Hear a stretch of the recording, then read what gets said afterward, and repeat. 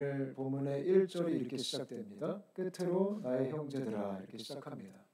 여기서 이 끝으로라는 단어는 이제 내가 편지를 끝내겠다 그런 뜻이 아닙니다. 왜냐하면 빌립보서가 4장까지 있어요. 아직 끝나려면 좀 멀었는데 지금 딱 중간에 끝으로라고 쓴 것은 이 의미가 내가 다시 한번 강조한다 이런 뜻입니다. 그래서 이 3장 내용은 사도 바울이 강조하는 내용입니다.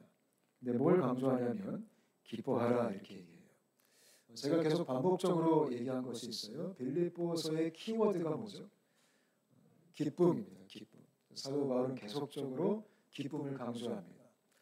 저는 저와 여러분이 기뻐하는 크리스천 되었으면 좋겠습니다. 아멘. 근데 기뻐하기 참 힘들죠. 사시다 보면 우리가 좀 어렵잖아요. 또 삶이 이렇게 녹록하지도 않고 그래서 항상 기뻐한다는 것이 그렇게 말처럼 쉽지는 않습니다. 사도 바울이 오늘 좀 힌트를 줍니다. 기뻐하는데 어떻게 기뻐하냐면 주 안에서 기뻐하라 이렇게 얘기합니다. 우리 크리스천들이 추구해야 되는 기쁨은 주 안에서의 기쁨입니다. 이 주 안에서의 기쁨의 반대말은 뭘까요? 주 밖에서의 기쁨입니다. 물론 주님 밖에도 기쁨이 간혹가다 있습니다. 그죠? 우리가 맛있는 거 먹을 때 잠깐 기쁘죠? 금방 배고프죠? 또 우리 아이들이 시험 잘 보면 기쁘죠? 근데 또 다음 학기 못 보면 또 화나죠. 이 주 밖의 기쁨은 어떤 특징이 있냐면 그게 오래가지가 않아요. 영원하지가 않습니다. 근데 주 안에 있는 기쁨은 영원하다라는 겁니다.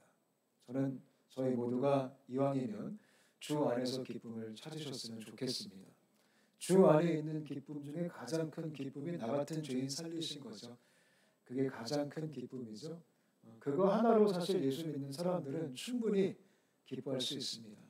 우리가 천국 백성 됐고 우리가 하나님의 자녀가 됐잖아요. 그거 정말 말도 안 되는 사건인 거 아시죠?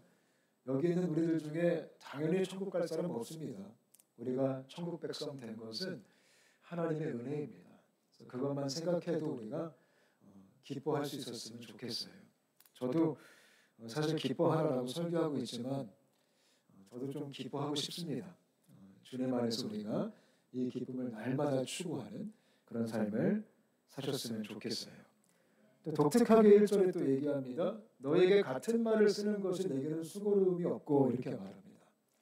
이게 무슨 말이냐면 내가 지금 반복적으로 계속 똑같은 말을 하고 있는데 그것이 전혀 힘들지 않다 이런 얘기예요. 반복 교육이 중요하다는 겁니다. 여러분 성경 말씀은 이미 완성된 특별 계시입니다. 그죠? 이걸 다 읽어보신 분들도 계시잖아요. 또 우리가 이거를 계속 읽는 게 중요해요. 계속 공부하는 게 중요해요. 사실 어쩔 때는 다 알아요. 어떤 내용인지. 근데 그럼에도 불구하고 가장 효과적인 교육은 반복 교육입니다. 학교에서도 반복 교육 우리 선생님들 많이 하시죠? 반복적으로 듣고 반복적으로 공부할 때 그게 삶에 새겨지는 겁니다. 저는 저와 여러분이 나 다 알아 이런 생각하지 않았으면 좋겠습니다. 말씀은 날마다 우리가 반복적으로 봐도 새롭고 또 새롭고 우리 삶을 더욱더 유익하게 하는 것입니다. 믿으시죠? 그래서 그런 태도가 그런 자세가 우리 안에 있었으면 좋겠어요. 간혹가다 그런 사람들을 봐요. 맨날 똑같은 내용이니까 뭔가 좀 신박한 걸 좀 들어봤으면 좋겠다. 그래서 간혹가다 좀 신박한 설교, 좀 새로운 해석. 이거는 내가 처음 들어보는 건데 그런 거는 좀 조심하시기 바랍니다. 그런 것 좀 따라다니시다가 엉뚱한 데 가신 분들이 꽤 많아요. 혹시 여러분들이 어떤 설교를 들었는데 이거 처음 들어보는 해석인데 그러면 일단은 받아들이기 전에 좀 경계할 수 있었으면 좋겠어요. 해 아래 새 곳이 없습니다. 이미 특별 계시는 완성된 거고 이 안에서 충분히 하나님 우리에게 말씀하시고자 하는 중요한 진리가 다 담겨져 있습니다. 그걸 우리가 마음에 새기고 살아낼 수 있는 은혜를 받았으면 좋겠습니다. 사도 바울이 3장 1절의 끝에 이렇게 말하죠. 이게 너희한테 안전하다. 이렇게 말해요. 계속 반복적으로 내가 강조하고 예수 그리스도를 말하는 것이 너의 안전을 위해서다. 이렇게 얘기해요. 여러분 신앙생활 하시면서 정말 중요한 게 안전함이에요.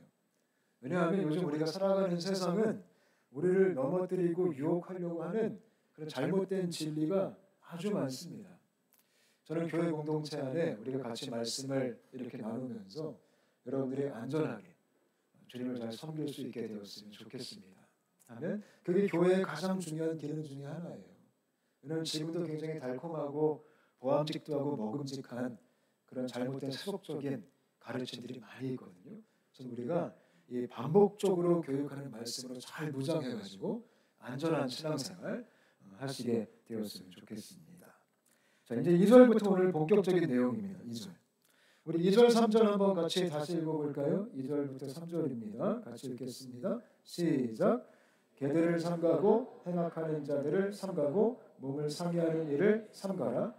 하나님의 성령으로 봉사하며 그리스도 예수로 자랑하고 육체를 신뢰하지 아니하는 우리가 곧 할례하라.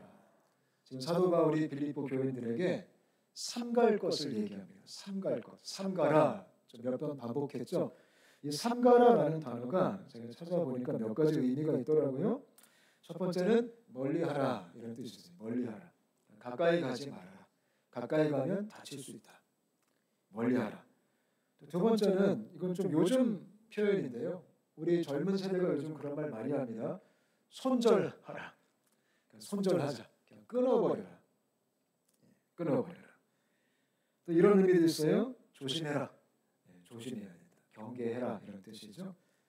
그리고 이런 뜻도 있습니다. 때가 묻지 않도록 우리가 조심해야 된다. 그러니까 때 묻지 말아라. 그런 뜻도 있어요. 근데 뭐라고 말하죠? 개들을 삼가고 이렇게 말합니다. 여기서 말하는 개가 뭘까요? 여기서 말하는 개가 진짜 개입니다. 멍멍멍. 그 개, 영어로 하면 dog. 그 개를 말합니다. 그래서 굉장히 지금 사도 바울이 과격한 표현을 쓰는데요. 이 개들이 지금 누구를 상징하냐면 유대인들을 말합니다. 율법주의 유대인들. 그러니까 그들을 삼가야 된다. 사도 바울이 그들을 지금 멍멍이로 표현한 거예요. 여러분 애완견을 멀리하는 거 아닙니다. 근데 그들을 조심해야 된다. 율법주의자들, 형식에 목숨을 거는 사람들, 껍데기밖에 없는 사람들, 그들을 가리켜서 악을 행하는 자다 이렇게 말합니다. 저는 저와 여러분이 율법주의를 조심하셨으면 좋겠습니다. 여러분 성경을 보다 보면 예수님께서 바리새인들을 막 책망하고 혼내시고 이런 부분이 복음서에 많이 나옵니다. 근데 그 부분 보면 좀 어떠세요? 저는 이 바리새인들을 책망하시는 부분을 보면 사실 그 바리새인들의 모습이 오늘날 이 현대 기독교하고 굉장히 비슷한 것 같습니다. 이런 전통과 형식과 이 겉모습에 우리가 초집중하는 그런 신앙생활의 패턴과 이 성경시대 당시 바리새인들이 추구했던 모습이 어쩌면 요즘 우리하고 좀 많이 유사하지 않을까 이런 생각을 하게 됩니다. 간혹가다 우리도 약간 바리새인들처럼 이렇게 비판할 때도 있고 사람의 칭송을 받기를 좋아할 때도 있고 또 그냥 겉모습이 중요할 때가 있고 그렇죠? 알맹이보다는 겉으로 보여지는 게 더 의미가 있을 때가 있잖아요. 그게 다 바리새적인 속성이거든요.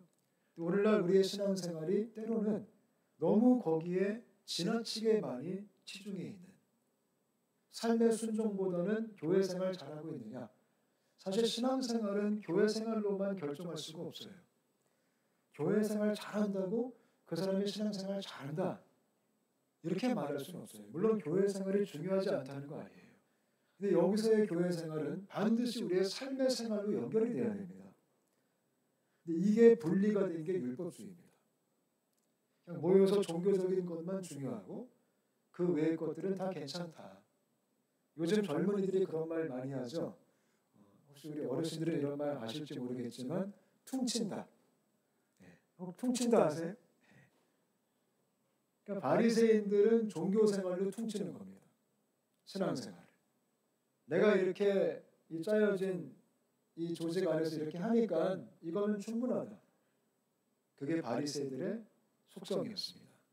근데 그런 사람들을 가리켜서 지금 사도 바울이 개들을 삼가라 이렇게 말합니다. 여러분 우리나라에서 그 기독교의 별명이 뭔지 아세요? 꽤 오래된 별명인데 우리 믿지 않는 자들이 저희 기독교인들에게 붙여준 별명이 있어요. 뭐죠? 개독교. 아주 성경적인 별명을 지어줬어요. 지금 보니까 이 빌립보서에 나오는 이 단어를 써가지고 너희들은 개독교다. 근데 이 믿지 않는 자들이 기독교를 개독교라고 부를 때 그 주된 원인이 뭔지 아세요? 그 위선입니다. 위선적인 모습 때문에 기독교가 개독교가 됐습니다. 근데 위선이 뭐죠? 바리새적인 겁니다. 겉은 번지르르한데 내용이 없다는 겁니다. 겉과 속이 다르다는 겁니다. 우리가 이거를 경계했으면 좋겠습니다. 우리 안에 스멀스멀 이런 것들이 들어올 때가 참 많이 있습니다. 그래서 우리 온사람 공동체가 알곡이 됐으면 좋겠습니다. 그냥 깍대기만 근사한 게 아니라 우리가 정말 본질이 있고 중심이 있는, 우리가 삶에서 예수님을 따라가는 모습이 있는 그런 크리스천 되시기를 축복합니다. 특히 3절 보면 이렇게 말합니다. 하나님의 성령으로 봉사하고 그리스도 예수를 자랑하고 육체를 신뢰하지 아니하는 우리가 곧 할례파라. 우리가 진짜 할례파다. 그러니까 율법주의자들은 할례 받은 거로 굉장히 그걸 강조했거든요. 너 할례 받았어? 나 할례 받았어. 너 할례 안 받았지? 아, 너는 버림받은 거야. 그러니까 할례라는 그 종교 형식이 그렇게 중요한 거예요. 그러니까 요즘 말로 좀 바꿔서 얘기하면 너 세례 받았어? 아직도 세례도 못 받았니? 물론 세례가 나쁘다는 거 아니에요. 받으셔야죠. 그러나 그게 절대적인 기준이 돼버리는 거예요. 그리고 판단하는 거예요. 근데 바울이 이렇게 말합니다. 우리가 진짜 할례파다. 누가 진짜 할례파냐면 성령으로 봉사하고, 어떤 껍데기는 좀 별로 없어도 성령으로 봉사하는 사람이 진짜 할례파다. 여기서 말하는 성령으로 봉사한다의 뜻이 성령으로 예배 드린다라는 뜻이에요. 여기서 봉사라는 단어가 라트레이아라는 헬라어인데요. 이 말이 예배한다라는 뜻이에요.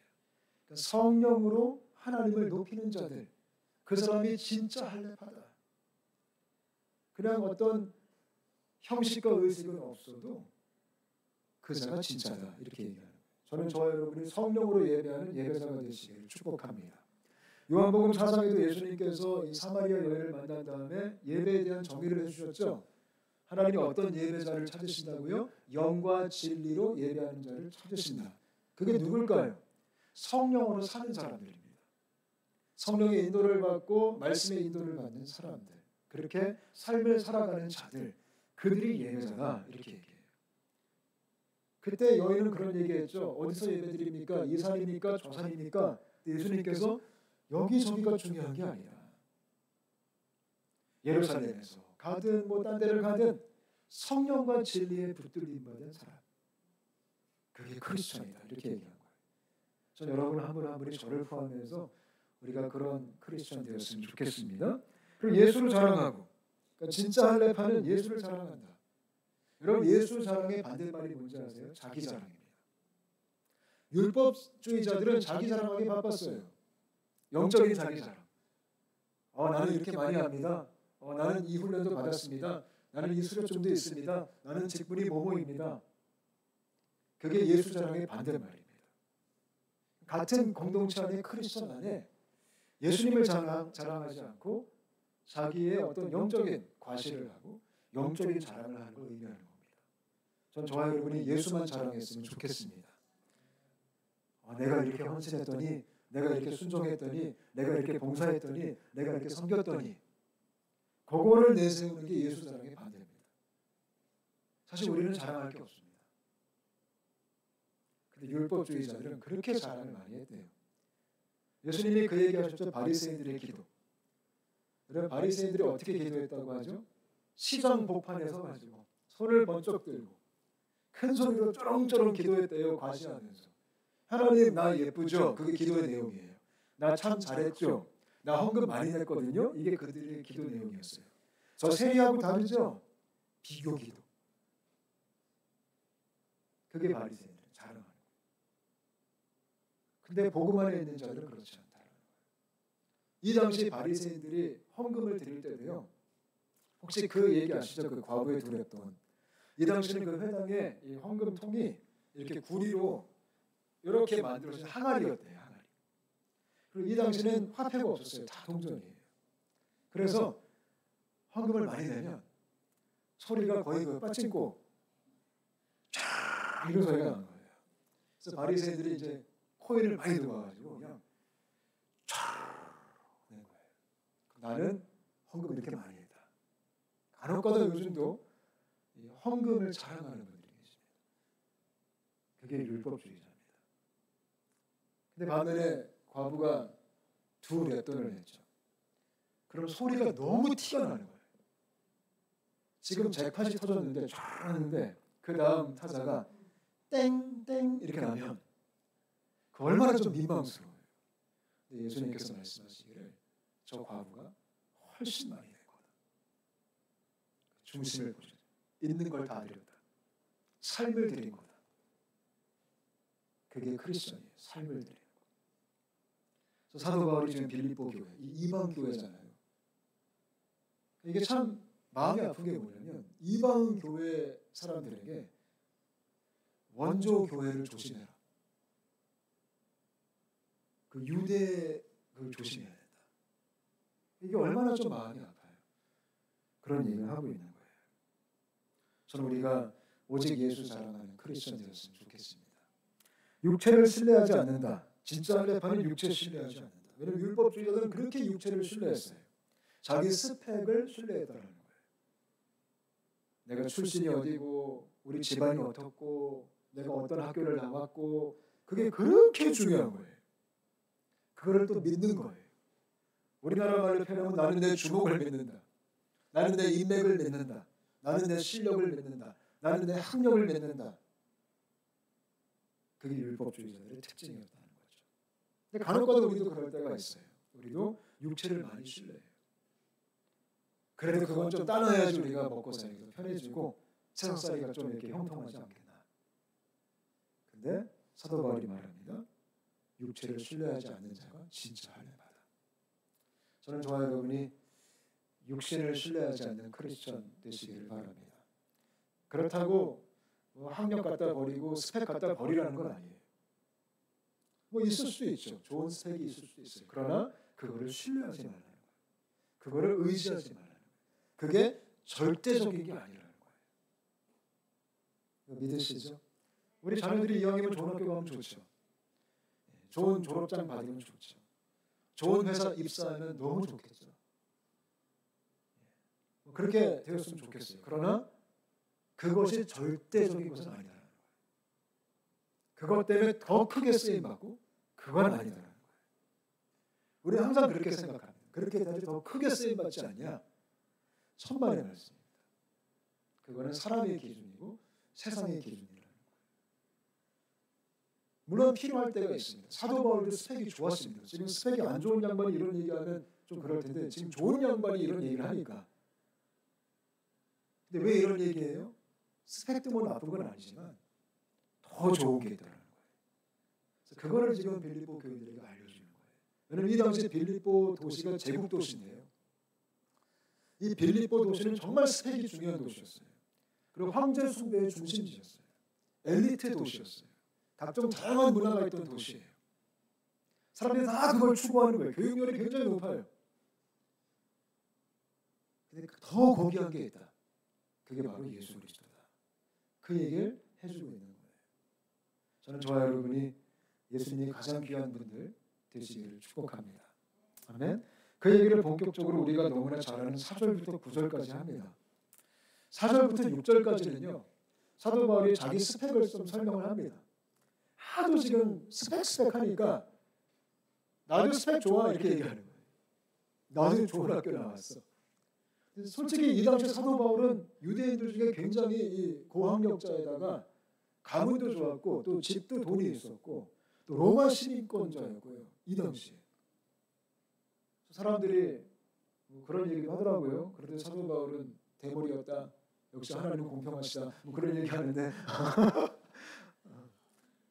좀 근거가 있는지 없는지 모르겠어요. 근데 제가 사도 바울 성화 그런 거 보면 다 대머리로 그랬더라고요. 그래서 뭐 일리가 있는 것 같기도 하고. 사도 바울이 그 얘기에 나는 히브리인 중에 히브리인이고 나는 율법으로는 바리새인이고 사도 바울은 랍비였어요. 랍비. 존경받는 스승. 박사학위 있고 뭐 PhD, 율법의 PhD. 남들 부러워할 만한 그런 스펙을 가진 자죠. 근데 이런 사도 바울이 빌립보 교인들에게 물론 뭐 그 스펙이 뭐 나쁜 건 아니지만 내가 예수를 만나보니까 예수가 짱이다. 이 얘기하는 거예요.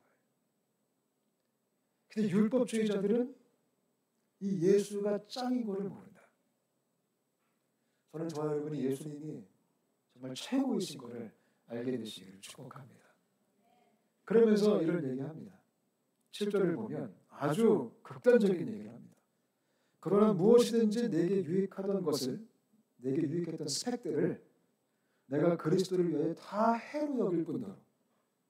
세상에서 좋은 겁니다. 학력이 다 좋은 거예요. 괜찮은 거예요. 그러나 내가 예수 만나 보니까 그거 해로울 수도 있겠네. 내 학력이 해로울 수도 있겠네. 내 좋은 자랑거리들이 해로울 수도 있겠구나. 내가 예수를 따르는데 걸림돌이 될 수도 있겠구나. 그 고백을 하는 거예요. 엄청난 거죠. 예수님이 전부가 되셨으니까. 참 신기하죠. 저는 우리에게 이런 은혜를 알게 되는 역사가 있었으면 좋겠습니다. 그래서 뭐라고 말해요? 계속 연결해서 얘기합니다. 모든 것을 내가 해로 여기면 내 주 그리스도 예수를 아는 지식에 가장 고상하기 때문이라. 내가 그를 위해 모든 걸 다 잃어버리고 배설물로 여기면 그리스도를 얻고. 어느 정도까지 표현하냐면 배설물, 해로운데 배설물이다. 여러분 배설물이 뭔지 아시죠? 지금 되게 좋은 말로 우리나라 말이 번역한 거예요. 근데 배설물을 그냥 직역을 하면 우리 아이들이 가장 좋아하는 단어거든요. 네, 똥입니다. 똥. 우리 유치원생들, 초등학생들은 똥만 얘기하면 빵빵 터지잖아요. 옛날에 우리 딸도 그랬고 우리 아들도 똥 얘기만 하면 그렇게 좋아했어요.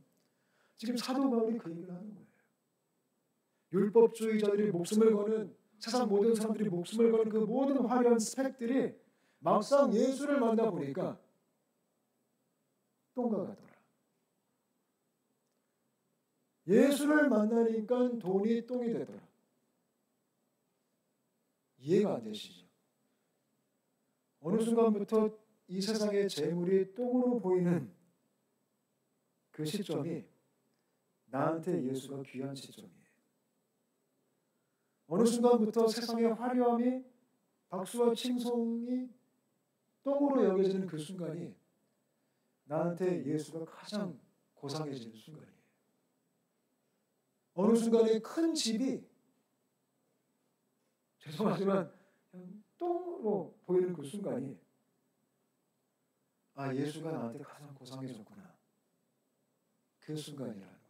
저도 지금 이런 얘기하면서 굉장히 좀 하나님께 죄송해요. 왜냐면 똥으로 안 보이거든요. 머세디스, 벤츠가 지나가면 벤츠로 보여요. 와, 벤츠. 간혹가다 우버 탈 때 완전 복불복이잖아요.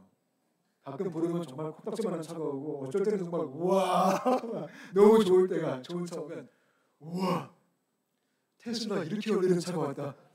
그럼 마치 제가 타면서도 와 기분이 되게 좋은데 저도 아직 한참 멀었습니다. 괜찮습니다. 정말 예수님이 그 정도의 가치가 있는 그런 은혜를 저희가 받았으면 좋겠습니다. 사실 이 시대, 성경 시대보다 지금 우리가 더 불리한 것 같아요. 우리 너무 좋은 게 많아요. 이때는 사실 그런 아파트가 있었겠어요? 그런 차가 있었겠어요? 그렇게 화려한 게 있었겠어요?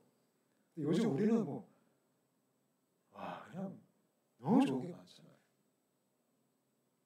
참 이게 어렵습니다. 근데 한 가지 바뀌지 않은 건 복음의 가치라는 거예요. 예수님. 간혹가다 우리가 이런 오해를 할 때가 있어요. 제가 청년들을 만나고 좀 얘기를 하다 보면 이상한 애들이 있어요. 어떤 얘기를 하냐면 목사님 저 은혜 받기 싫어요. 은혜 받기 싫대요. 세상에 교회 다니는 인간이. 왜? 물어보면 들어보니까 은혜 받으면 이것도 못하고 저것도 못하고 이것도 버리고 저것도 포기하고 막 이러다 하니까 이제 클럽도 못 가고 술도 끊고 막 이러다 보니까 야 이거 주님 만나면 진짜 재미없겠네요. 이런 얘기를 하는 거예요. 내가 다 못하니까 이제 내가 좋아했던 거 다 끊어야 되니까 깝깝해서 싫대요. 그래서 하나님 만나기 싫대요. 물론 그렇게 오해할 수 있죠. 왜냐하면 실질적으로 은혜 받은 사람들이 그렇게 사니까요. 근데 여러분 그거는 단단히 오해하는 겁니다. 여러분 예수 만나서 우리가 사도 바울처럼 배설물이다 이렇게 하는 것은요 억지가 아니에요. 내가 너무 좋은데 내가 주님 봐서 끊어드릴게요 이게 아니라는 거예요. 근데 가끔 우리는 그렇게 착각을 해요. 난 여전히 돈이 좋지만 그래도 내가 주님 체면 봐서 내가 조금 절제하겠습니다. 복음은 그 정도의 수준이 아니라는 거예요. 흔히 우리가 잘 쓰는 표현 중에 내려놓음이라는 표현이 있죠. 내려놓다. 내가 내려놨다. 넌 뭘 내려놨니? 이런 또 흉측한 질문도 서로 하잖아요, 우리가. 물론 그 내려놓음이라는 단어가 좋긴 좋아요. 저도 그 책을 아주 은혜롭게 읽었고요. 책도 갖고 있고 또 우리 이용규 선교사님하고도 친분이 있기 때문에 존경합니다. 근데 제가 한 번은 그런 생각을 했어요. 이 내려놓음이라는 단어가 좀 아쉽다. 왜냐하면 그 뉘앙스 자체가 뭔가 나는 아직 좋은데 내가 주님 봐서 그래도 주님이 나를 죽으셨으니까 내가 좀 내려놓겠습니다. 마치 내가 어떤 페이버를 하나님께 해주듯이. 그건 아닙니다. 우리가 주님 위해 포기해 주는 게 아닙니다. 그래서 내려놓음보다 더 적당한 단어가 있을까? 제가 고민하다가 한 개를 제가 찾았어요. 갖다 버림. 갖다 버림. 그게 복음 만난 사람들이 진짜 방향입니다. 아까워서 막 벌벌 떨면서 버리는 게 아니라 내가 예수님을 만나니까 눈에도 안 들어오는 거야. 별거 아니구나. 그렇게 됐으면 좋겠습니다. 예수님이 그 정도 가치였으면 좋겠습니다. 우리한테. 한번 생각해 보세요. 예수님이 여러분 개개인에게 어느 정도의 가치이신지. 저도 좀 생각해 보고 싶습니다. 예수님이 나한테 어느 정도 가치이신지. 가끔 우리는 좀 생생할 때가 있어요. 내가 주님 위해 이거 포기했습니다. 그것도 율법적 사고예요. 그래 그 포기가 자랑이 돼요. 내가 이것도 내려놓고 이렇게 헌신했고 그것도 큰일 납니다. 근데 간혹가다 우리가 그 함정에 빠집니다. 그게 무슨 대단한 벼슬처럼 내려놓는 게 당연한 겁니다. 사도 바울이 그 얘기하는 겁니다. 왜냐하면 예수 아는 지식이 가장 고상하다. 가장 고상하다. 이거를 정말 우리가 정말 원했으면 좋겠습니다. 아멘. 노트에 4번 보시면 가장 고상함이라 제가 써놨는데 이 고상하다라는 단어가 세 가지의 뜻이 있습니다.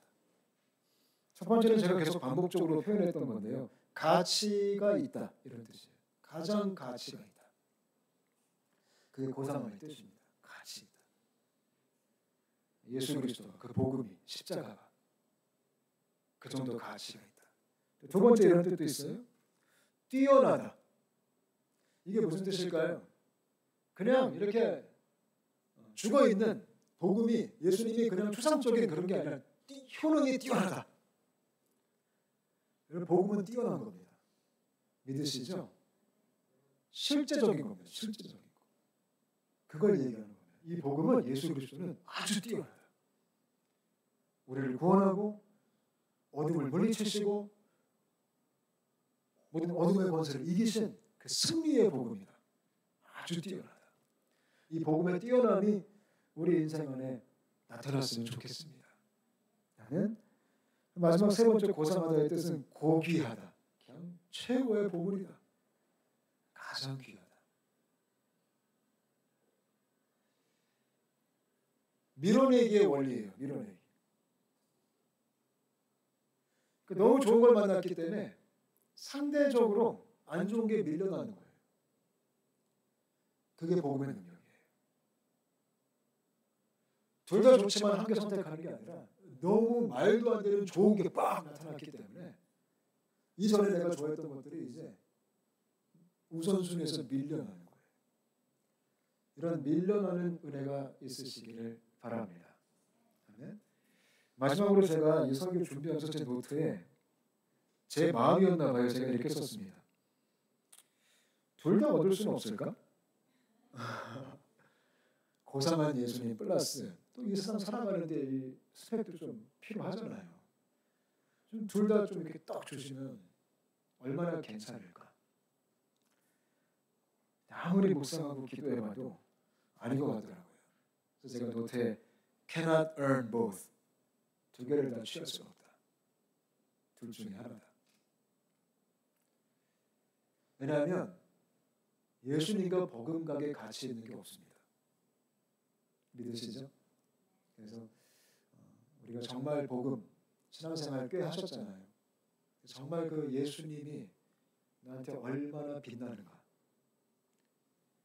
얼마나 절대적인가, 이거를 계속 순간순간마다 좀 생각하고 우리가 다짐하고 결심하는 그런 크리스천 되시기를 축복합니다. 우리 같이 한번 기도하겠습니다.